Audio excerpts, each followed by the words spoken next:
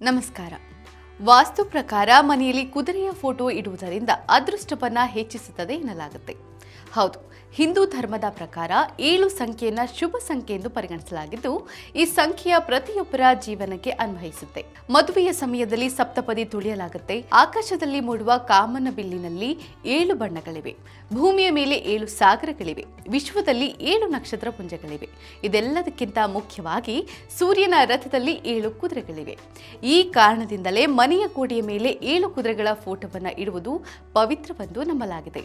7 ಕುದುರೆಗಳ ಚಿತ್ರಪಟವನ್ನ living room, bedroom, office, ವ್ಯಾಪಾರ ಸ್ಥಳದಲ್ಲಿ ಇರಿಸಬಹುದು. ಒಂದು ವೇಳೆ ನೀವು ಮನೆಯಲ್ಲಿ ಚಿತ್ರಪಟವನ್ನ ಇರಿಸುವುದಕ್ಕೆ ಯೋಚಿಸ್ತಾ ಇದ್ರೆ ದಕ್ಷಿಣ ಭಾಗದಲ್ಲಿ ಇಟ್ಟರೆ ಒಳ್ಳೆಯದು. ಹಾಗೆ ಮಲಗುವ ಕೋಣೆಯಲ್ಲಿ ಈ 7 ಕುದುರೆ ಇರುವ ಫೋಟೋವನ್ನ ಹಾಕುವುದು ನಿಷಿದ್ಧ. ಅದೇ ರೀತಿ ದೇವಾಲಯಗಳಲ್ಲಿ ಅಥವಾ ಪೂಜಾ ಸ್ಥಳಗಳಲ್ಲಿ ಕುದುರೆಗಳ ಚಿತ್ರಗಳನ್ನು ಇಡಬಾರದು. ಇನ್ನು ಮನೆಯಲ್ಲಿ 7 ಬಿಳಿ ಕುದುರೆಗಳ ಚಿತ್ರ ಅಥವಾ ಪೇಂಟಿಂಗ್ ಹಾಕ್ತಾ ಇದ್ರೆ ಕುದುರೆಗಳು ಓಡುತ್ತಿರಬೇಕು ಎಂಬುದನ್ನು ನೆನಪಿನಲ್ಲಿಡಿ.